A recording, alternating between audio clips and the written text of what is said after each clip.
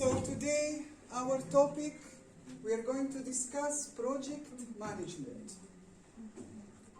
Project management is a very important topic to discuss because in the future, in any company working, company deal with projects all the time. Okay? So a client coming to the company asking for a design, or the company deciding to do a new design of something. This is a project, anything. From the simple things to the large things. A project does not mean it has to be a large project. It can be a very small project, but you still need to know how to manage it. Even designing one logo. This is a project, okay?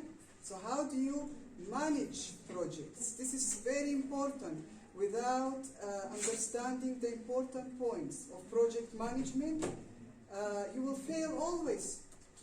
As someone who works in a company, as an owner of a company, if you don't know how to manage your projects, as a freelance designer, you will fail. As a student, you will fail as well, because you're dealing with projects even now, as a student, okay? So if you cannot manage your projects, you will fail. That's why some students come, for example, and tell me, I could not finish the project, I don't know what happened, problems on the way. This is bad project management, okay? So we will see today what is it, what first is the definition of a project management, and then what are the important points to keep in mind and to include in every project. So what is project management? As a definition, it is the application of processes, methods, skills and knowledge, okay, and experience to manage resources. You already know what resources are, okay? So with all of these processes, methods, skills, everything, we are trying to manage some resources to achieve specific objectives. Every project has an objective, okay? Every project is different, but each project must have an objective. What I want to reach in the end with this project, okay? So what are the objectives? According to some criteria. So every project have a criteria also that we need to meet these criteria. Within an agreed time span and budget. These are very important. So every project has to go through a specific time span, from the start to the finish. How much time? Some projects can take a week, some a month, some a year. It depends, okay? But we need to know what is the time span and budget. How much money should we allocate to this project? Okay? So, especially when the project becomes big, and it has a lot of details, a lot of stages. This is especially important because you might end up with a big problem in the end, not having enough money to complete it, and so on. We will talk about this in detail today, this kind of stuff.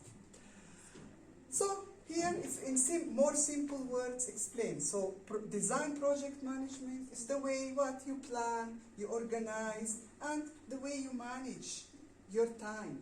Okay, to basically the time, the people involved, because in the project sometimes you have a lot of people involved. Not only one person do the whole project, it could be a complete team. So how is this, how are the people, how is the group managed, okay? And all other resources, people are part of the resources, by the way, okay? So how is all of this managed to complete a design project successfully and on time? To satisfy who? The user or the client, who asked for this design, okay? So this person, this client, or these users need to be satisfied, and also to profit the company, okay? So, now the type of the project, the size and complexity, and different requirements. So every project is kind of different. As I said, there could be small projects, large projects. They range in complexity. Some are simple, some are more difficult, have different requirements. These can vary to be different from project to project and across different companies. Okay? So if you remember before, we talked about that companies usually don't like a lot of innovation all the time, okay, radical innovations, because they are used to a specific process, the way they manage their projects. Okay, so they're used to a specific way and an established way, I would say. And for example, companies like to deal with similar projects. They don't like someone coming up today one project, tomorrow a different project. This confuses the process. So companies like to focus and basically become good at certain way of dealing with projects. So they like to deal with similar projects most of the time. Okay? So here the project management is important to know this point. Now, whatever is being designed, again, whatever the project is, a website, a logo, designing a new product, okay, a brochure, a poster, you name it, okay, all of these are projects.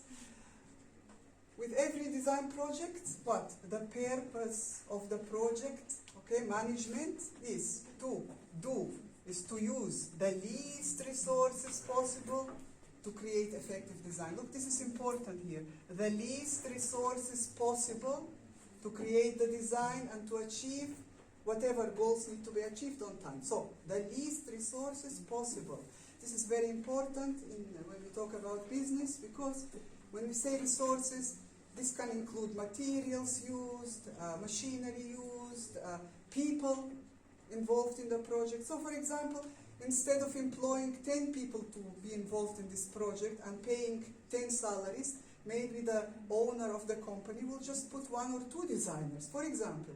This is trying to do the project with the least resources possible, using the least possible materials. So it's basically why the least resources is important, because this will save money. Okay? This will save money for the company. So all the companies try to do their projects with spending the least possible amount of money as possible, so that they can what? Save money and earn more profit in the end. This is very important to know. So if you go to work in a company and you see yourself the only designer or working only with another person, and you wonder why this boss doesn't employ more designers, it will make my life easier as a designer. Well, remember what we explained, that the company, its goal is to make as much profit as possible on top of the head of the workers. That's usually how it goes, okay? Especially here. So they will make your life hell, but at your expense try to gain more profit. Most of the companies are like this. Okay, now we must also not forget the stakeholder needs, requirements. Now, what is the stakeholder? First, we need to identify them. What are they? Before we start any project, okay? So, we want to start a project, we need to identify all the stakeholders involved in this project. Stakeholders mean anyone, any person, anyone who basically have authority or decision-making power over any aspect of this project. Any person. You need to identify who these people are. Or people that are affected by your project, or will be part of implementing the project, of designing it, producing it, and so on. Or anyone who can stop or delay your project. So all of these people, before you start the project, you need to identify who the stakeholders are, what do they need, what is the requirements, what can go wrong. If you forget any of these people involved, someone might come and make you a problem. Okay? Like someone of these people might suddenly delay your project, and you forget to put him into the plan of this project. So you are not prepared suddenly. Now, even if you are prepared, things can go wrong. But I mean, identifying who the stakeholders are, what do they need, what do they want, what is their involvement in this project is a crucial step to prevent any delays, any mistakes from happening, and to succeed with the project. So, for example, here are some examples of stakeholders. We have internal, which means inside the company, and external stakeholders. Now, these are not all possible stakeholders, but they kind of have, it shows a good basically a combination of what the stakeholders are. So internal stakeholders could be the people that work in the company, the employees, okay? The designers, other workers, everybody that is involved in the project, okay? Not just anybody, only the people who are involved in this project. The manager, the owner could be different than the manager. You can have an owner and then other managers under him and then the workers under him, okay? So, internal stakeholders, who is involved in this project need to be identified exactly. And outside stakeholders, like for example the government could be a stakeholder by putting certain rules on you and affecting your project development. So rules put by the government can affect your project development. Okay? The government might come and say, this is illegal to do this, okay, and stop your project, for example. Okay? Suppliers, what are suppliers? The people that bring the materials to you, to the company.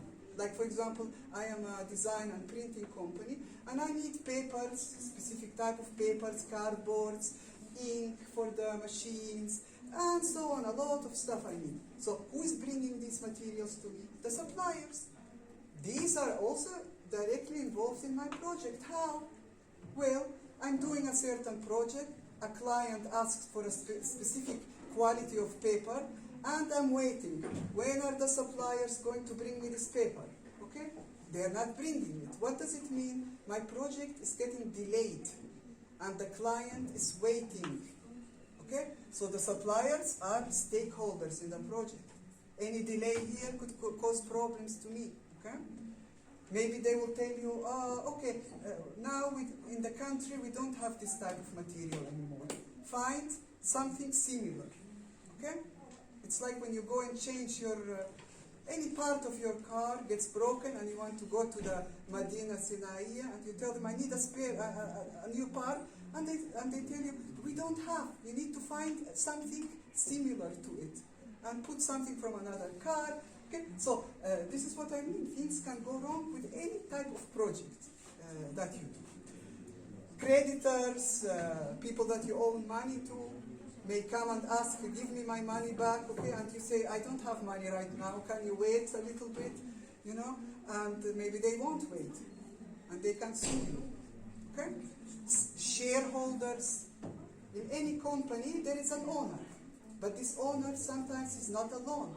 Maybe there are two owners. This is called shareholders in the company. Sometimes very, very large companies have hundreds of shareholders. Sometimes it's just one owner. Okay? So all of these people can affect your project that you're doing directly. Customer or customers. So who is the person that asked for this design or this product or whatever? Who? He can directly affect the result of this project. Students, please, anyone on the mobiles discussing things, please leave the class. Okay? Anyone who wants to listen, to stay here. Everybody else leave to give us peace of mind. Okay? So the customer could be one person or it could be a lot. So these people at any point can affect the project outcome in a good way or bad way. Okay? So, when we say good design project management, we need to keep certain points in mind, okay? So, these certain points that we will discuss, basically any project should have them. If any project does not have them, you don't consider them in the project, maybe the outcome will not be as good. So, what are these points? First of all, the scope of the project. We said that projects are different. Every project, of course, can have a different scope to it. What is a scope? A project scope is the part of the project planning that involves determining, which means finding out, and documenting means writing down, okay, the project goals, the deliverables, what needs to be done what needs to be delivered with this project? Just a design or a finished product? Okay, what? Okay, we need to know. The tasks, the costs, the deadlines, all of these things, once you got them on paper, organized, this is the scope of the project. One project could take, for example, as I said, a week. Another project you have time a month. So how will you distribute all of the tasks that you need to complete the project throughout this time period, and with the amount of money allocated for the project? You cannot start a project without allocating a specific amount of money for it. Everything costs money. The materials, the salaries, the equipment that you will use cost money. So all of these things need to be planned, managed correctly, so that the project can go smoothly from A to Z. The people involved in the team, okay, and the client, and other stakeholders. We already said this. All of these people, you need to know, you need to identify who they are, what exactly every person will do in this project, how they can affect the project. Everything is to be taken into consideration. And the potential risks and your backup plans. Any project have risks, we said. So for example, some of the stakeholders can be this risk. They can create a delay, they can make a problem suddenly, the client can also suddenly have different ideas, change his mind. Okay, so any one of the stakeholders can create problems. Also the people involved in the team. Like you work with several designers and everybody working on this project. What if suddenly one important designer becomes sick and stay at home or have an emergency? It happens. So what will happen to the project? It stops? No. There should be a backup plan. So this person goes, for example, becomes sick, stay at home. Who will take over his work in the missing time period? Okay. Anything else goes wrong in the project, what is the backup plan? So, for example, you run out of money. Something happens, you run out of money. From where you will get money for the rest of the project? Where is the backup plan? Everything, you need a backup plan in case something goes wrong. You need to understand the client's requirements very well. Now, this is something crucial also here and difficult because if you don't find out exactly what the client wants, his vision, you know, sometimes the client has a specific vision of what he wants designed for him, but he cannot talk about it because clients are not designers. You can have a client from any part of industry who don't know how to speak like a designer, don't know how to explain his thoughts. So he has a particular vision. So you need to find out what it is.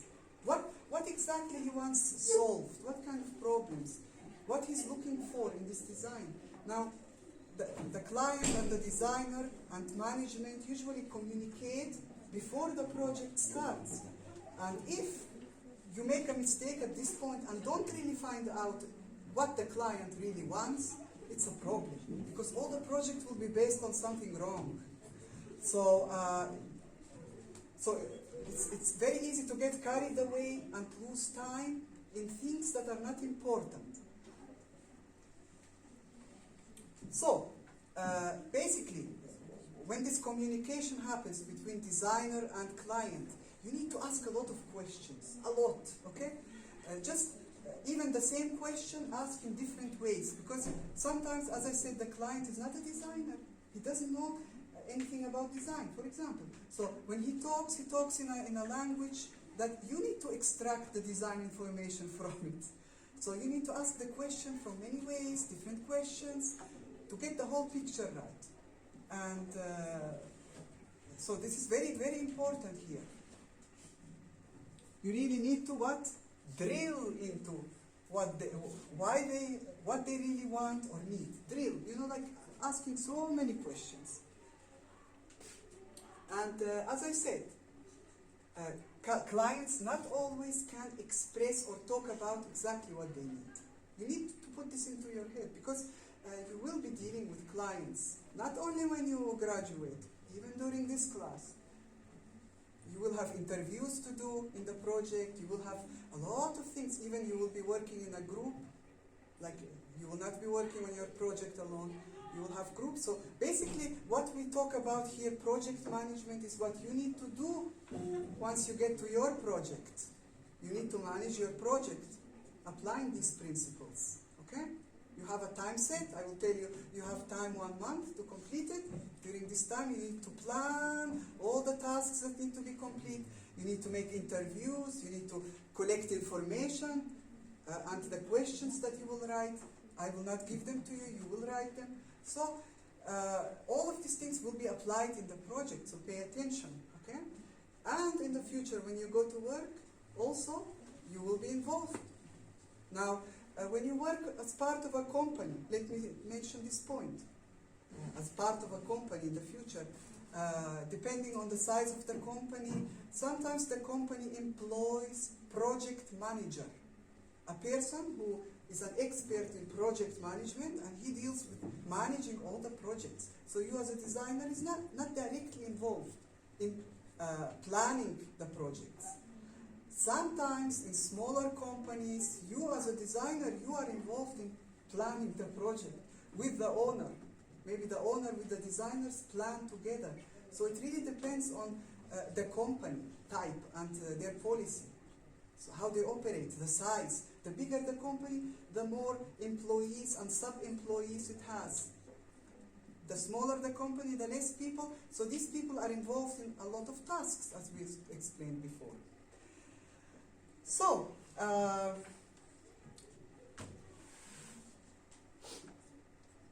set expectations early. This is very important here when you discuss with the client and try to find out what exactly he wants out of this project and his needs. Expectations are very important to clarify. It's like, what does the client really expect of us to do for him as designers or as a company? Because you see, if you don't set this right from the start, after maybe a week, 2 weeks, a month, the client might come and say, and look at the design and say, what is this? I expected you to do this and this and that, and I expected it, but this expectations was in his mind. He didn't communicate it right. So the designer did not understand his expectations. You see where the problem can happen. So sometimes the client has something in his mind. I expect something from a design, but he cannot communicate it. That's why it's your job to extract everything. If you don't do that, the client can make you a problem later and say, this is not what I asked for. I don't want to pay for it. I expected something else. And can you argue with the client? No, you can't. You cannot start shouting at the client and, you know, at least not if you're a respectable company, you cannot do that because you're immediately destroying your name. Okay? So you need to deal with him with a smile and talk to him in a nice way, even if he shouts at you. So, what are the expectations? Set it right from the start on paper. Not talk, only on paper. If you can let the client sign, it's even better. Because he cannot change his mind. Look, this is what you said. Isn't this what you said? And this is what we designed. Perfect, okay? No argument, no need for conflict. Everything is set on paper. Okay, document it. And also setting expectation with the team. So there is expectation set with the client, the outside person who asked for the design, and with the team, like the people you work with. Because sometimes the boss, let's say I am the boss, you're the designer, I come and say, what are you working on? What is this? You know, like I expected of you to do something else. And then you will say, you didn't say that, you know? So expectations from each designer, each worker, he must know or she must know what they need to do in this project. If you just say, okay, today we are starting a project, everybody just start with it. This is not the right way. You need to say, you need to do these tasks, you need to do these tasks, you need to do these tasks. Okay? To be very clear. Then I have a paper and I look, Did you complete your tasks? Did you complete your tasks on time or not? If we make it a chaos, everything will be chaos. And everything will be left to chance. The success or the failure of a project will become a chance, not something planned. Okay, and this is wrong.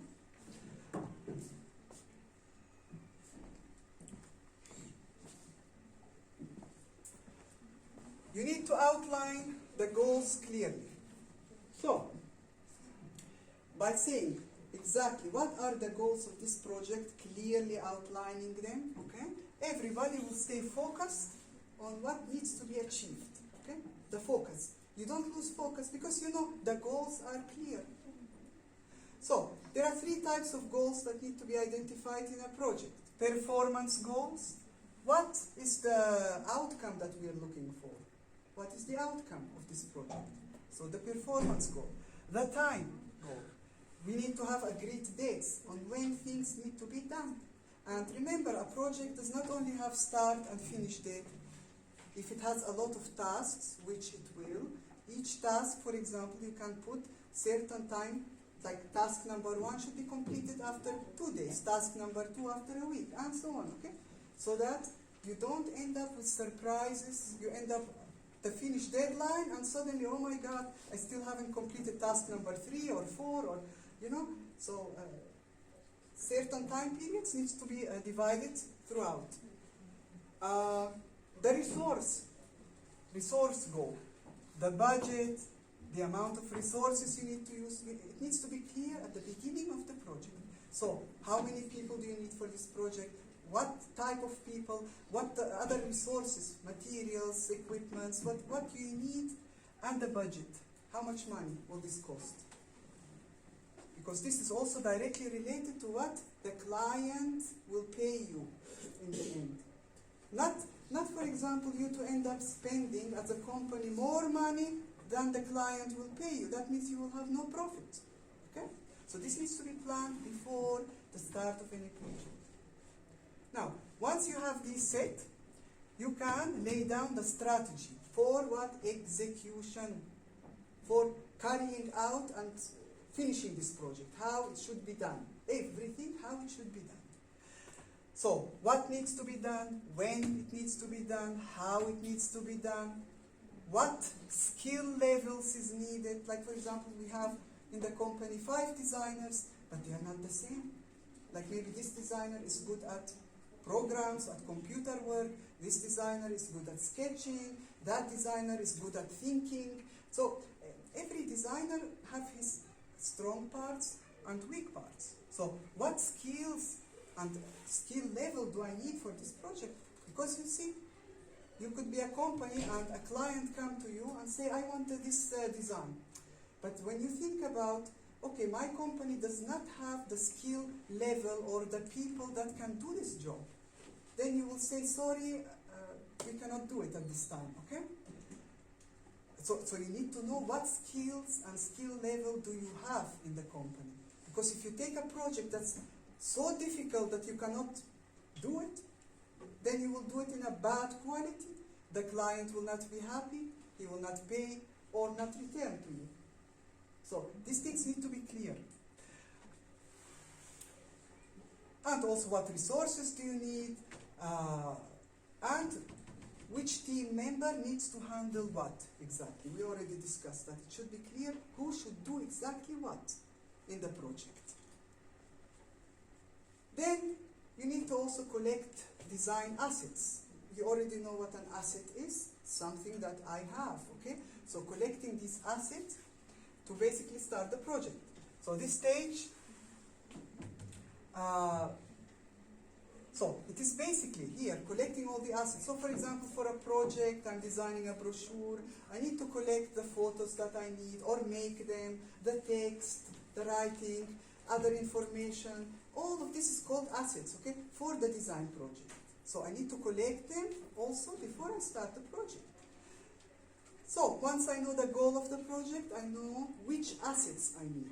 And I go and collect them, okay, to be ready so that we don't delay the project later and say, okay, I started this brochure, designing it, oh, I need another photo, let me go and search for it, let me go, I need another text, let me start writing it. No, not this way. Everything needs to be collected, ready, then you start the work.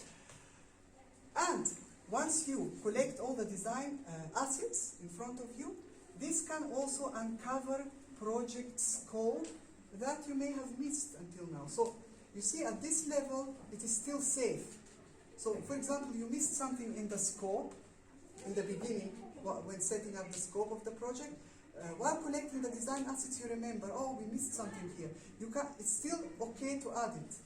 But once you go towards the end of the project, then you remember you missed something, it's a problem. Okay? So here you still can change things. So, example of design assets, like for example, what logos, fonts, colors, images, materials, text, everything that you will need, depending on what you are designing and what you will need for this design project. You need to define your design process and set up project timeline. Timeline is crucial. So, the timeline from when the project starts, throughout all of its tasks until the finish. This is a timeline. It should be very clearly identified. Otherwise, we will end up with problems. And even you as a student, before you start, especially a bigger project, you should write a timeline for the project. So the teacher gave me 2 weeks to complete it, or a month. What will happen during this period? Exactly. After 2 days, what should I do? After 4 days, what? After 5, 6, 7. Everything needs to be done. If you don't go this way, you'll be late. Or you will not finish as planned. Okay? So, the design process and the project timeline. The project timeline, I explained it. We will see some examples now. The design process, of course, now this can, again, differ from project to project. What is the process that we will follow? We explained these things before. But in any project management, in any project that you start, there should be a design process. So the design process is part of this project management. The project management is the big thing. Inside of it, part of it is the design process. Okay? All of this needs to be identified. So, if you don't do that, projects can get what? Messy. So, you need to also, this is an example of a project timeline. So, as I said, we don't only need to know what will happen in the start, what will happen in the finish, and what time we have. No. We need to break down into tasks. So, for example, task 1, task 2, task 3. Task 1, this is with red, I have, for example, 2 or 3 days time to complete it. Task 2, I have this much. Task 3, maybe I can start task 3 while I'm doing task 1 at the same time. Depends, okay? So you need to set out a timeline and know that exactly when you reach this point, you are done, okay? And of course, you need to leave some extra time because you never know. Maybe during this timeline, you might get sick. Something might happen to you, family emergency, I don't know what, okay? So this will delay you. So if it delays you, will that mean the project will not be delivered on time? No, it should be delivered on time, except in extreme situations, okay? Like, the death or something unfortunate happening. This is out of our control. But I mean the things that you can control, you control it the best way you can, okay? Not to work in chaos and then find other excuses why you don't finish your project on time, okay? And if you work part of a company, everything needs to be organized. If it's chaos, then the company obviously is failing in all ways. Any company working with chaos, its end result is failure, always. So, breaking down the project into smaller tasks can help you, so you don't miss any deadlines, any important steps, and so on. Everything is laid out clearly.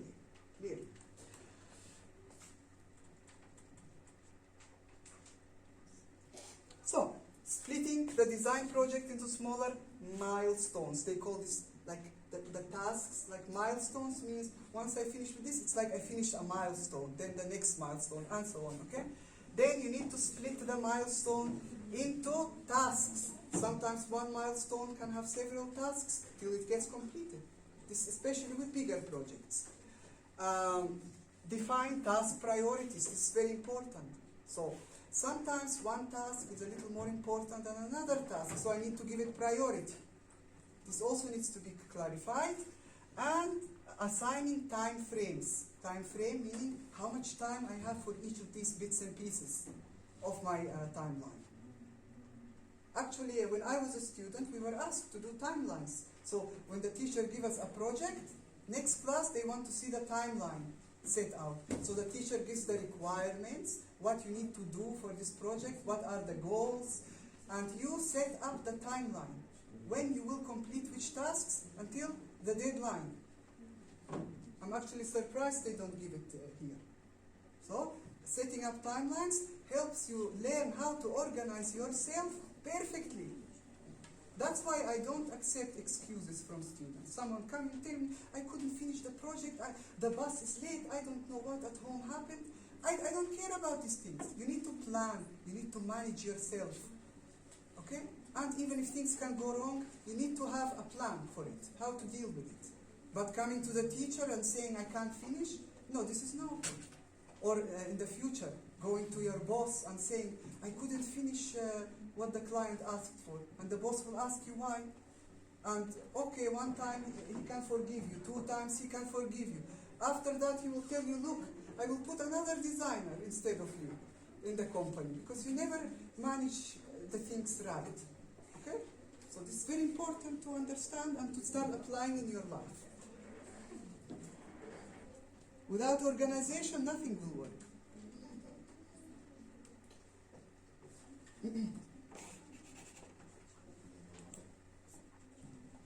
So, also in a proper design project, also this we used to do as students, writing a design brief. This is now especially when you have a bigger project with several tasks that you need to complete, not like the first or second year exercises that you do. I mean later projects. You need to have a design brief. So what is a design brief? It could be a 1 or 2 page document, meaning written document, that explains the plan of action for a design project. It is the outline of the goals and the map that gets you there. So it's a brief, a summary of all the things that this design project should achieve from all aspects. Now, we will see also examples of that in a bit. But a well-written, a good design brief will basically explain, lay out the clients, the budget, the preferences, the expectations of the project. So all the general, the major things of the project needs to be in the design brief. So, and it's not a long design brief, it's not like a book. It's 1-2 pages. Anyone who look at it will understand, okay, now I understand what this project is about. Okay?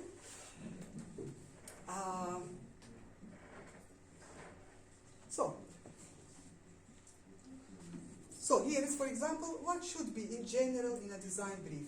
The overview, what is the project and its scope? It's very important. The objectives, why is this project important? What are you trying to achieve? What are its goals? This needs to be written, okay? Target audience, who is the target people? Target people are always important to identify. The target users, okay? Who are you targeting? Who is the client? The budget, money, always the money. How much money will it cost? How much can you spend on the project? Timeline and deliverables. We already talked about the timeline, okay? This needs to be set also.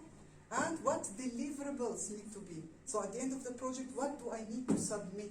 It's like when you do a project work, in the end you submit something to me. Either I could ask for a presentation, or for example, I could ask for a booklet, or I could ask for, so what do I want from you, okay? So these deliverables, also in a company, you need to set up in the design brief what needs to be delivered in the end. So here is an example. I will not go through this. You will, if you're interested, you can see, for example, this is Reebok, and then this is a design brief for something that they're designing, okay? So you can see what they write, just one page. The most important things of a project. So you can have a look at it at home if you want to. Here is a template. You can find design brief templates, but again, as I said, you cannot use every template for every project because some projects have specific needs, okay? So you can tweak and change the design brief sometimes, but this is a good example of a not difficult template to follow. At the same time, it has the basic stuff that needs to be written down. So these templates you can use to write your own design brief, plus minus some information depending on the needs of the project. But a design brief is a must to have in any project. And then you also need to outline in any project a contingency plan. So we already talked about it. So every project, any project, some things can go wrong during the project. So what is the backup plan? If this goes wrong, if that goes wrong, we need to have backup plans for everything. This is very important, okay? Now, a few places that you can expect risk during projects. The team. So the team, the people that work in this project, the designers, for example, okay? Something can happen to a specific team member. So what will happen to the project in this case? The project has to continue. So what is the backup plan? Immediately, someone else take the place, continue the work. No matter what, at a company especially, the projects cannot stop because some emergency happened to someone or no, okay? The timeline, so this can go wrong, also the timeline. You can have a planned timeline and suddenly delays in the schedule can happen. So this means you are at risk of not finishing the project on time. So you need always to leave room for delays. That's why I keep telling students, stop with this thing that you're doing. Always when there is a delivery of a project, everybody starts going, printing, doing everything in the last day. And then they tell me, okay, for example, the machine got broken, the computer got something stuck, or failed, or in the last minute. And then I tell the student, what did I tell you? Always finish, print everything the day before or 2 days before, so that in case there is a problem, it happens at that time, not in the last minute. Okay? So this example of student projects, but in the company, the same thing. You also deal with machines that can break, that means maintenance, repair. What if this happens and the client waiting for his project? So you need to finish always before the deadline. So in case something happened and there is a delay, okay, you will get delayed, but still you will finish on time. So plan always to leave some time, leave room for delays when you plan a schedule. Because this is real life. Anything can happen to delay us, okay? So even when I plan this syllabus for the semester, look, every week we have what we will give. Every class, what I will talk about. But let's say, for example, what will happen if I, for example, get sick and not come to the class one day? Will that mean that I will not finish delivering the marks in the end on time? No, I will still deliver them on time because I have a deadline to meet, and so do you. So, in case this happens, I always leave room for something, okay, in case it happens. So, this is what I mean. You need to plan for everything. The project scope. The project scope. Even if you do everything right, for example, some clients can, as I said, forget about some information or miscommunicate what they need. And then, what will happen then? Then he will come, the client, after a while and say, oh, you know what? I forgot to tell you about this. I want also this in the design, you know? Also this color, or I need this information written here, or whatever. And then you say, okay, but we are in a developed stage of the design. It's very difficult now to add it, because it will change the whole layout. And the client does not understand. He doesn't know design. He doesn't know that if you now add a new picture, it will change everything in the design. So, but it can happen. So what if this happens? What will happen? Delay, more money will be spent on the project, deadlines will not be met. Okay? Also, funding. In case you run out of money, what will happen? Does the project stop? From where can you get money to continue the project? This needs to be planned before the start. So just in case something happens, you needed, for example, a machine breakdown. You needed to pay for repair. It costs too much. And you don't have enough cash. From where you can get the cash? You cannot stop the project. It's like a student coming to me, I tell them in the beginning, this is the project that we will do.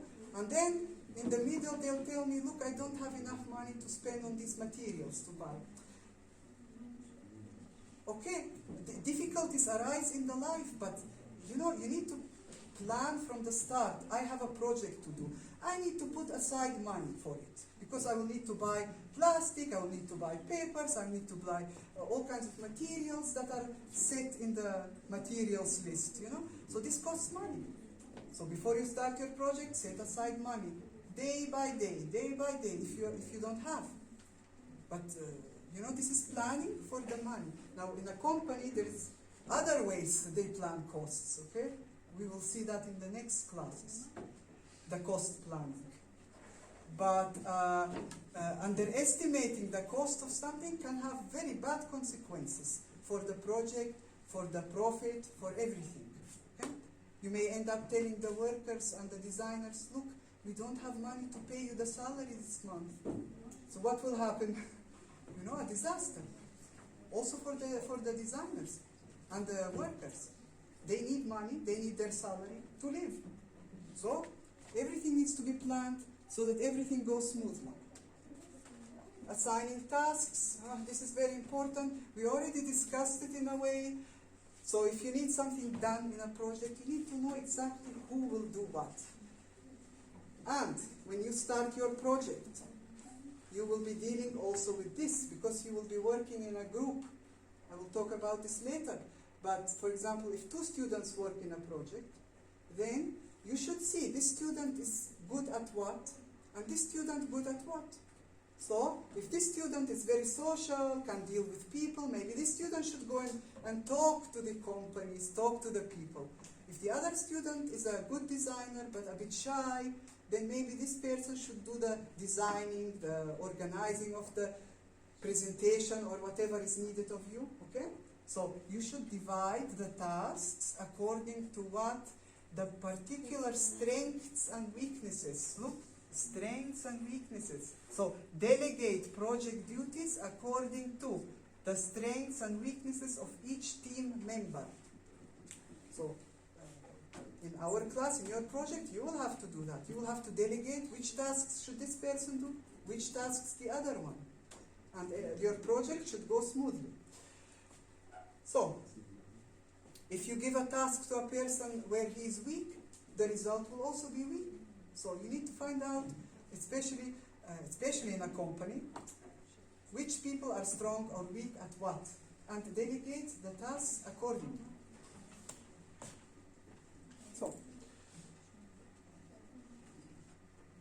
So, producing initial design, what is this concepts? So, once you have your design brief, everything laid out clearly, the goals of the project, so then the designing process basically starts here. So the drawing, the ideas, because you cannot start with this if you don't know the goals, if you don't know the scope of the project. What should I design? If you didn't speak to the client, if you don't have anything, you cannot design anything, you cannot draw. So after all this is clarified, then you can start putting ideas on paper, okay?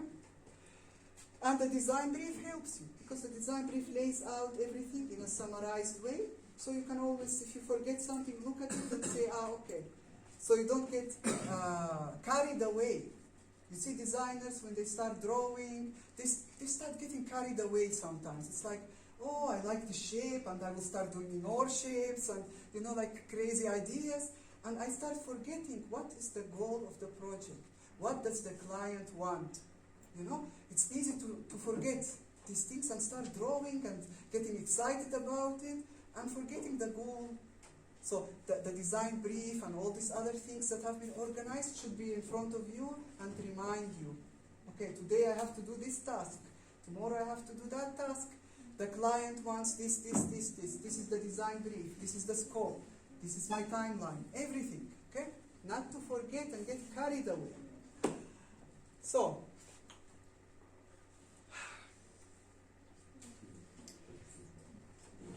after you have some ideas down, this is if the project demands that, because as I mentioned in the past, some projects don't even have a design phase. They don't have this. It's like you jump straight away, you have a layout, you copy paste the new information, but this is not design. We are talking about real design here. So you have ideas, you develop these ideas. So the best ideas you select for the next phase to develop upon them and improve them. And here the client gets involved. Don't forget you're dealing with clients when you're in a company. Now, if you're in a classroom, you will probably ask the teacher, okay, is this okay? Am I following what you need? But when you're in a company dealing with client, it's the client who comes to the company and you talk to him. It's like, okay, look at these designs. What is your ideas about it? What do you believe is best? What can we change? What can we add? And so on. What is their favorite stuff? Are the colors okay? Not okay? All of these things need to be discussed with the client because he's the one paying for this project. So you need to deliver what he wants. So after that, after this stage, after it's selected the correct direction of the project as a design,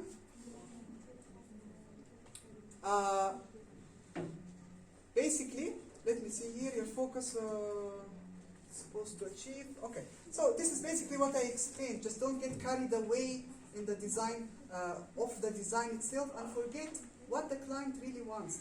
And you see, here we have the client or the user goals, what they need, what they want, and the business goals. So you must keep like a middle ground, because if you work in a company, the company wants from you something, the client wants from you also something. So it's like the middle ground must be kept. The business wants to profit, the client wants to have a design and pay as little as possible. Also the company wants to pay as little as possible. So it's like you as the designer must go through this middle ground while you are designing. So the design work is not chaotic. You cannot get carried away. You must stick to the plan. Stick to the design brief, the timeline, everything. Now, this is the final thing. After everything has been done, there is the review and approval stage. So, the project has been completed, or so you believe. Internally, inside the company, it has to be approved before it's sent to the client, because the final approval is from the client. So a checkup has to be made if there is anything missing, any mistakes left out, anything wrong in the project before it is sent to the client. So the company looks at it very carefully. If everything is okay, they say, okay, now we can send it to the client for a final approval. The client then looks at it and either says, okay, the design is great, you can, for example, go and print it or produce it, or he will say, wait a minute, this is something here wrong, I didn't agree on that. So then the design will go back to the company, the designers will have to fix the mistakes, which will take extra time, extra money, okay? Then go back to the client, then go back to the company until the design is perfected, okay? So the sooner it's perfected, the better for the company, and the happier the client will be. This is it for today.